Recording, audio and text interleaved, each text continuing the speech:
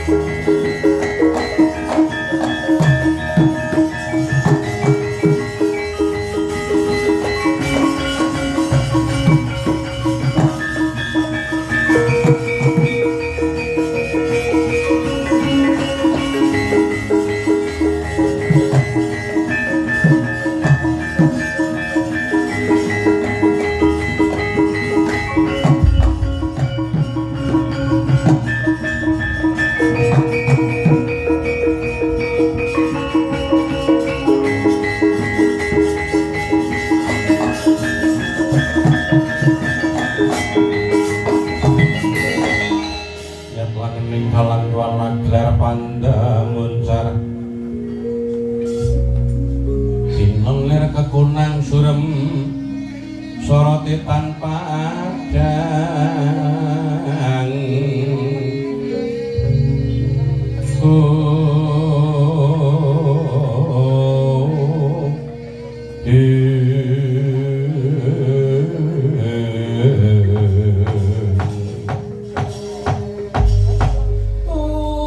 ndara lancur kula ndara pepunden kula Gus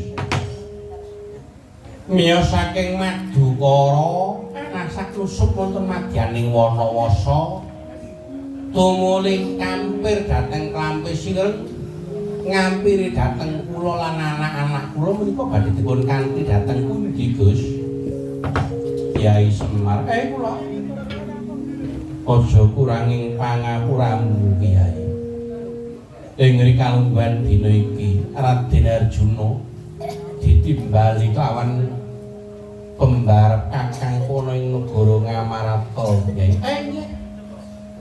Menawi tetula mekaten mumpung menika sengenge dereng angslup monggo sami dipun gelak lampahipun mugi-mugi enggal prapta wonten negari Ngamarata Gus.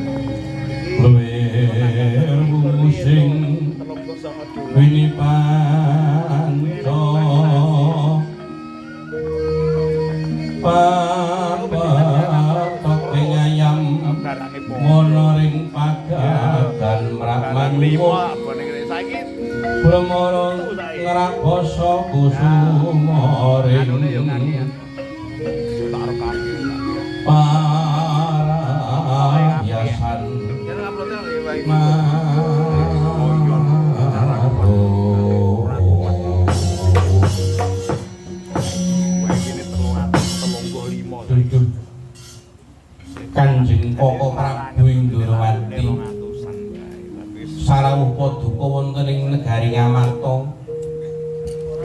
Ari paduka kula pun Puntadewa ngaturaken pambagi ana kramung dipunjuk Koko Prabu. Ih, Kyai sampeyan. Kyai sampeyan jipur bagi ana krami kang tumanduk dumateng Rakanto Indrawati sampun kula tampi dumawa sami-sami Kyai.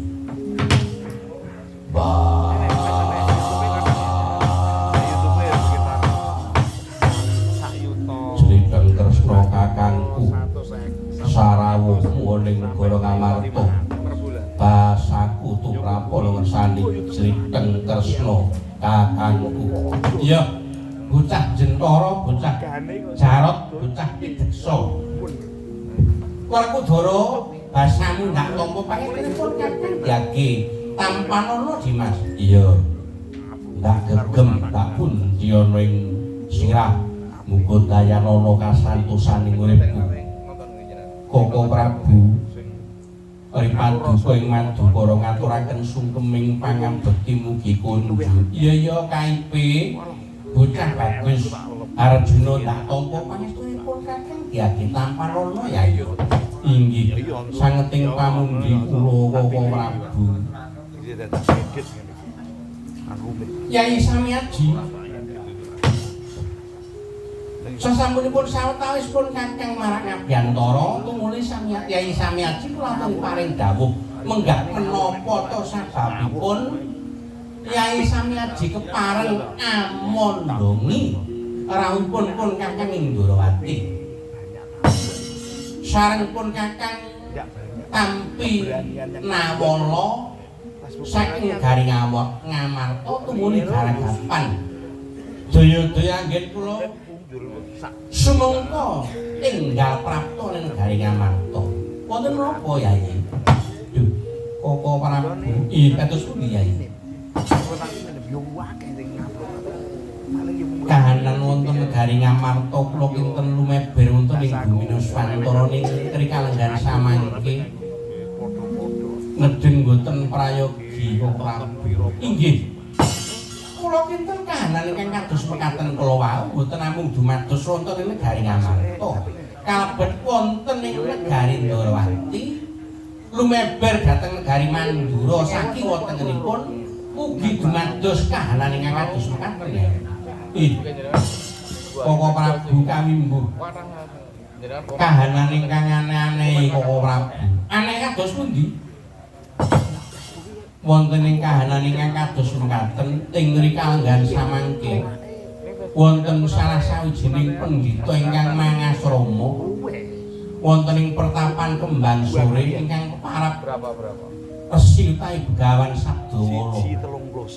Begawan Sabdawala anggenipun mesanggrah wonten pertapan Kembang Sore kala wau ngirup meh saperangan para kawula ing negari Ngamarta ugi saking wontenipun malah kepara-para pranaan Pandhawa sami karut kerut larut sami meguru dhateng Sang Begawan ingkang mapan wonten ing Kembang Sore kala wau Koko Prabu.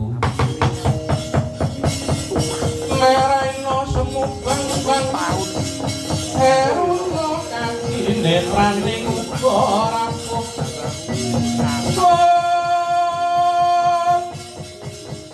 sagane kukila rekan negara saketer ning geduningan ing kula ingkang sowan sinuwun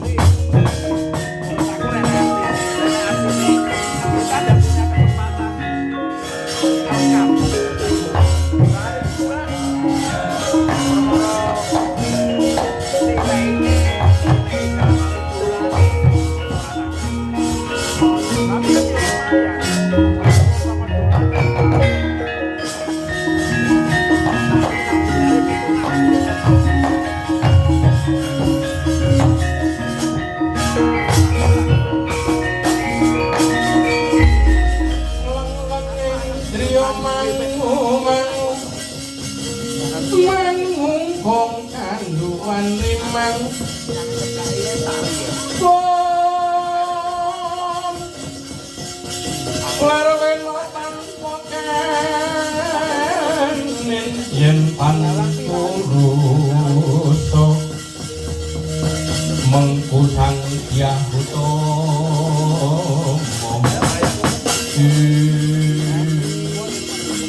mboten pangling kados Paman Pati Haryo Sengkuni ingkang sampun kepareng minggah wonten madyaning Sitinggi negari Ngamarta Paman inggih kula ingkang sowan sinuwun taklim kula mugi kunjuk nggih sinuwun inggih pangening panundi kula Paman wonten wigatos ingkang pundi Paman Traya saking negari Ngastina rawuh wonten ing negari Ngamarta Paman waleh-waleh menapa mestenipun sampun sami uninga ingkang sami lenggah wonten ing papan pendhapi ageng negari Ngamarta menika sampun sami uninga bilih wonten pendhita enggal ingkang mapan wonten ing pertapan Kembang Sore keparapun Begawan Sabdawala malah nuwun sewu sinuwun mboten namung para-para putra Pandhawa kemawon ingkang sami kirut larut dhateng ajaranipun inggih menika Begawan Sabdawala awit nuwun sewu Begawan Sabdawala menika mestinipun kedah enggal dipun sirnakaken saking pertapan Kembang Sore sebabipun menapa sebabipun Sabdawala menika mbabar kawruh ireng mongko menawi saya suwe saya dadi sinten ingkang ngirup kawruh ireng kala wau mesti badhe mlenceng panembahipun mesti badhe minger panembahipun kula menika kok mesakne dhateng anak-anak Pandhawa ing atase bapake wong apik-apik ing atase bapake wong alim-alim lah kok malah ngiloni pendhita sing urung jelas kabar kawusanane melu pendhita sing babar kawruh niki nek Sabdawala niku mboten dilungakne saking pertapan kembang sore dangu sang sayaning dangu wong Amarta niku padha entek emek kurang golek padha melu kalih Sabdawala kabeh padha ngirup ajaran sing sesat niku ajaran sing boten becik kabeh padha ngirup ilmu ireng aja cawe-cawe tak jengkarke Resi Sabdawala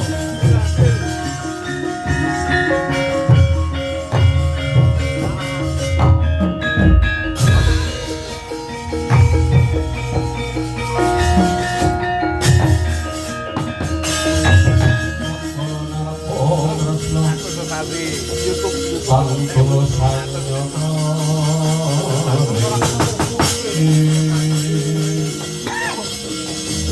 Kyai Samyaji nuwun kula wonten dawuh Kaka Prabu Paman Patih Haryo Sengguni sasampunipun taos palaporan kok matur nuwun ora pamit yo ora kok maklas semua tanpa pamit kersanipun kados pundi Kaka Prabu Arjuna wonten dawuh Kakang Semar kula monggo Yai Samyaji Yai Arjuna Kakang Semar kembar kemanian ndak kanthi ngetut buri lakune Werkudara babaring lakon iki piye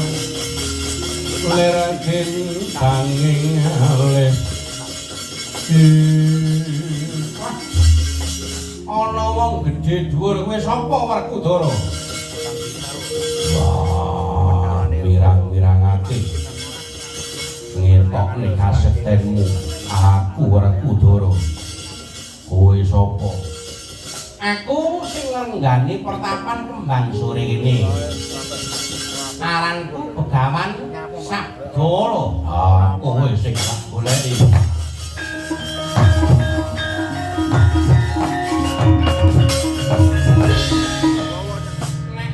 golek aku kuwi karepmu apa Werkudara? Kowe wis gawe kisruh. Kowe ngirup anak-anak Pandhawa kok dadekne muridmu. Anak-anak Pandhawa nggone rene iki sing ngongkon dudu aku, ning anak-anak Pandhawa dhewe sing rene. Kowe caramu ngene arep ngrubuhne negara Ngastina. Arep ngumpulke anak-anak Pandhawa. Kowe bakal ngrubuhne negara Ngastina arep njaluk negara Ngastina. Sing ngomong karo kowe iki sapa? Sing ngomong Paman Sengkuni. Wong Sengkuni iki kulinan negara kok mbok enut. Iya niku ora gelem minggat saka papan kilak bedheke wadukmu. Ayo bedhetono nek iso.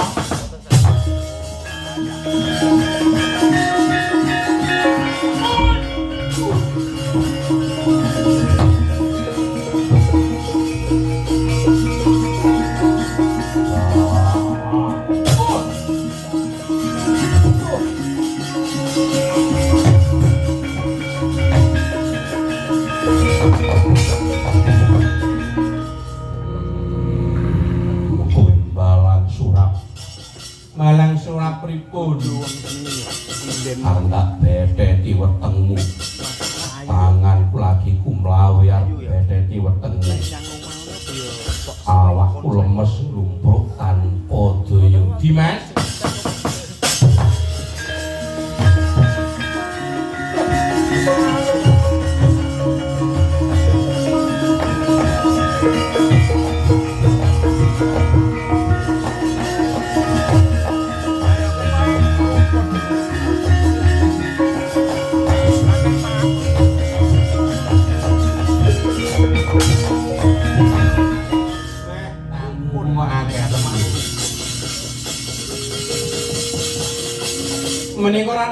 Ndrawati to. Inggih penemban. Kula Narendra Ndrawati Prabu Sri Bathara Kresna. Buri inggih kula pun Puntadewa penemban. Iki ana Pandhawa sing nomor 2 lumpruk tanpa daya. Makane tak takon. Arep belani ngono, ya monggo nek arep belani. Ojo kon melu kowe. Ningen kowe arep tumindak ana papan kene kok suwe tan Yo melu jalan. ora suwene ya lumpruk kaya iki. Penemban. Aku ora bakal mbelani penemban. Mugi kepareng nampi sembah kula penemban.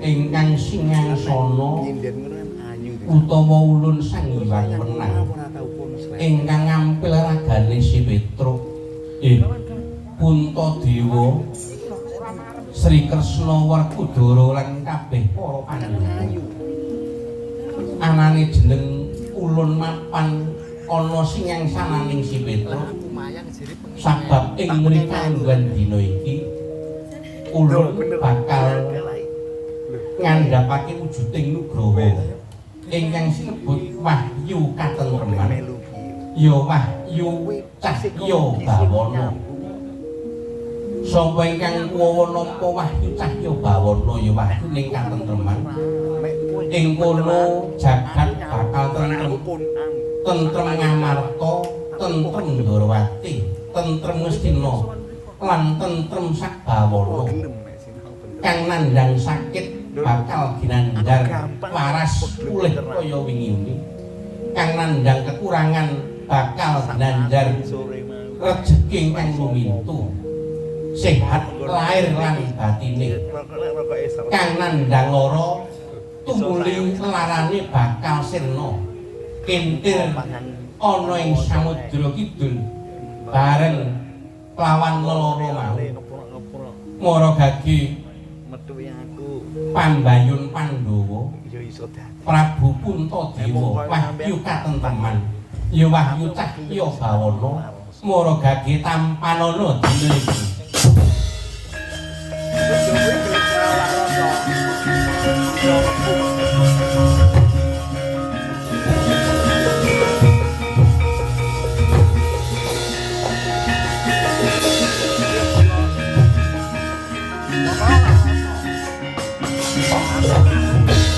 saparipurnaning wahyu katentreman wis kajiwa kasarira marang pembareping Pandhawa ndayani tentrem sak jagat raya tentrem ing sabrang lor Ndebres Purwakarta jeneng ulun bakal kondur makaybangan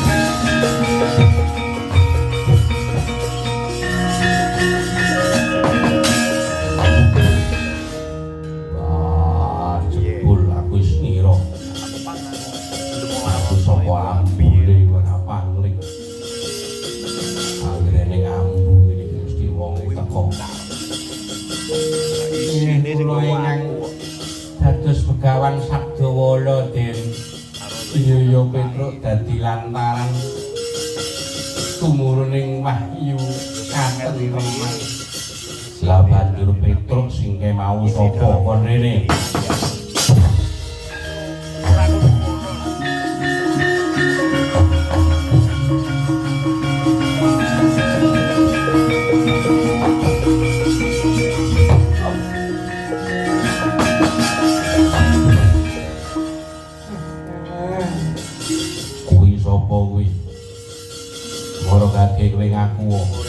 Aku kula Petro. Petro niku kula.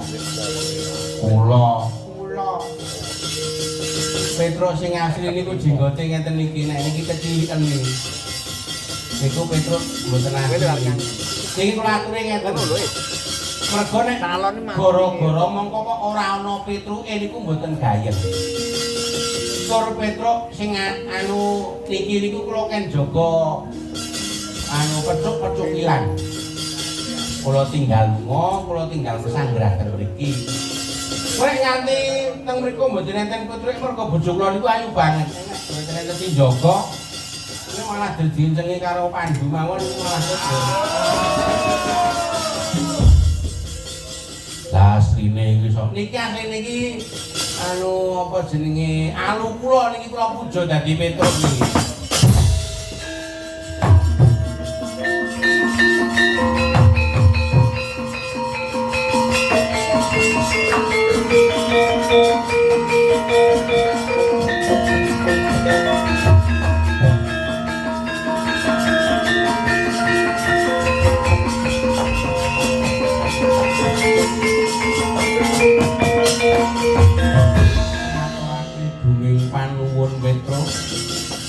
Jeneng sira madhep pandhita Begawan Sabdala minangka lantaran turuning wahyu katentreman. Geger yo, geger yo. Hei.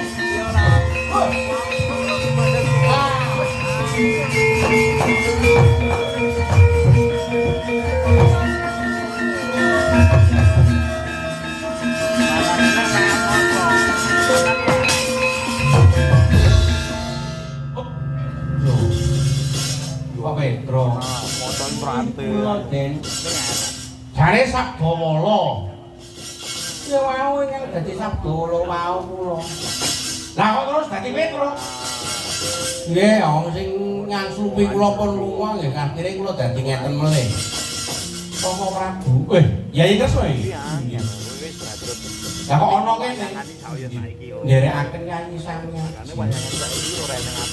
iki yo karepmu arep meguru karo Sabdala ngono kuwi.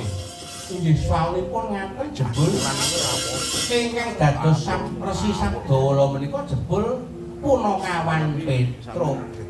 Oh, Petro adiwas tak sembah. Mboten dados menapa. Jernyatanipun ingkang kesanggrah utawi nyingangsana wonten angganipun Petro menika sanggiwang menang. Ingkang jebul tumurun wonten ing Artapada nurunaken wahyu katentreman ugi disebut wahyu Tatyabawana. Lha sing itu soy ingkang pikantuk wahyu katentreman boten wonten sanes kejawi prayu paduka. Yai Samyaji. Wah, Yai Samyaji.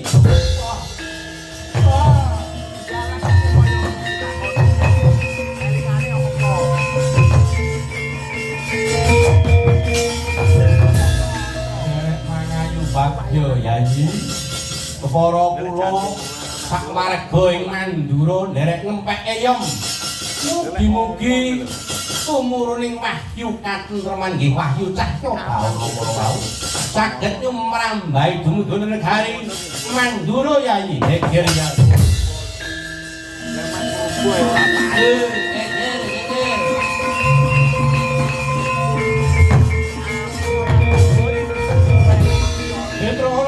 Petro ana apa? Wah, Bagong. Aku nenten napa-napa teng mriki kok. Niki geger Jawi. Wonten raseksa Bathara Kala ngamuk. gimik kowe omong. Kakang Semar ora geger rampung ora.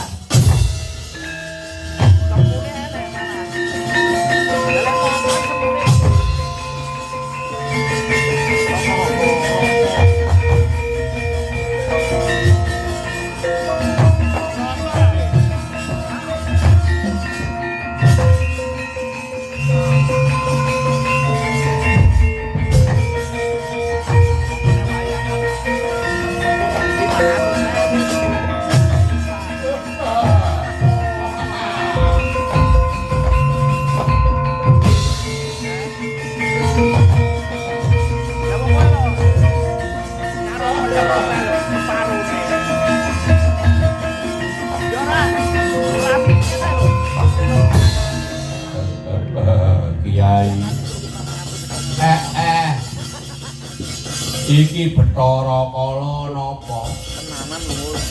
Yai kula badhe Ya iso darani elek ya nyuwun tiyang Sukerta Kyai. Wong Sukertane sapa sing mbok maksud kuwi sapa? Sing mbok karepne sapa? Wong kowe njutek. Kula nyuwun Begawan Sabdalaga. Anu Sabdawala Kyai. Sabdawala kuwi angsline iki si Petruk. Isane dadi Begawan Sabdawala merga Petruk kuwi disingang sanane utawa diampil ragane dening Sang Hyang Wenang kanggo ngudhunake wahyu katentreman.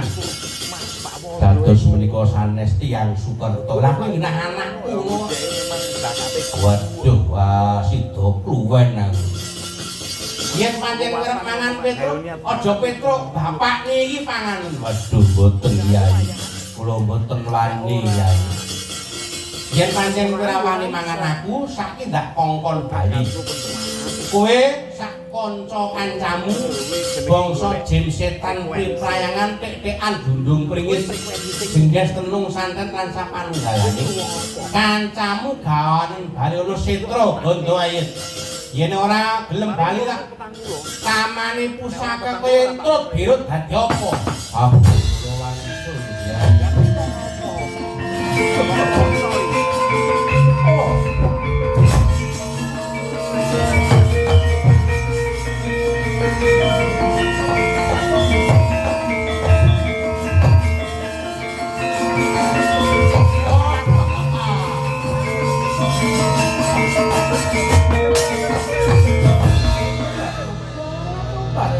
Selikur dino piye ngono mangan Sabdawala Bathara Kala. Aduh Kanjeng Ibu, jebul Sabdawala menika jebul Petruk Kanjeng Ibu. Petruk piye? Petruk ingkang dados singang sananing Sang Hyang Tunggal ingkang ngandhapaken wahyu katentreman. Yen ngono kowe gagal mangan Sabdawala, gagal Kanjeng Ibu. Liya dina diangkang golek maneh bali, Des.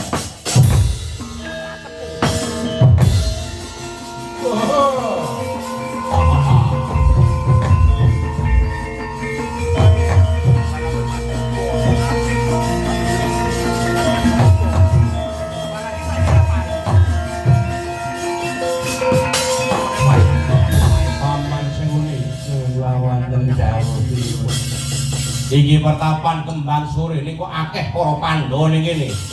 Sajake nggih sami meguru. Goleki jenenge Sabdawala.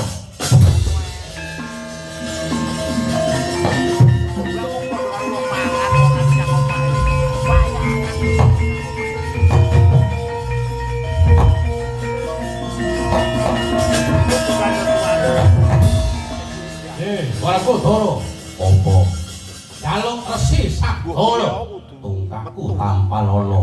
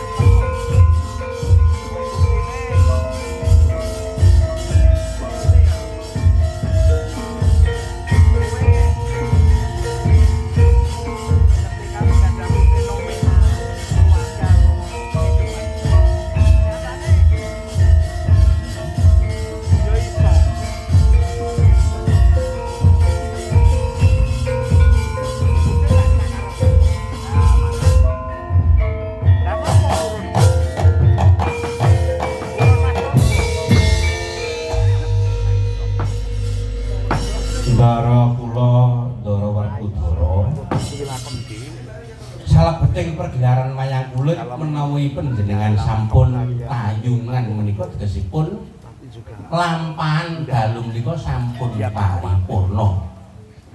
hari-harinya Kula ingkang ngayahi jejibahan Semar sak kanca saking SMKI utawi SMK Negeri Wolu Surakarta nglenggana ing ngreh kelepatan. hari-harine ning gone wayang Ing wusananipun mugi-mugi keluarga agung ing Sabrang Lor ingkang dipun pandhegani dening Bapak RW 8 Bapak Agus Sunarto sak RT setunggal ngantos RT 7 Gemah Ripah Loh Jinawi tanem tuwuh ingkang sarwi tenandur Jinawi ingkang murah ingkang sarwi tumuku wusananipun mugi ayem tentrem Sabrang Lor sak pengger kula lan kadang-kadang kula ing wusananipun mugi slameta sing mayang slameta sing diwayangi slameta sing nabuh slameta para kadang maranggana slameta sound system slameta sedaya ingkang mirsani slameta ngajeng wingking slameta sing nanggap slameta sing ditanggap Allahumma amin ing wusanipun ihdinas siratal mustaqim siratal ladzina an'amta 'alaihim ghairil maghdubi 'alaihim waladdallin amin matur nuwun mugi rayu sagung dumadi wassalamualaikum warahmatullahi wabarakatuh.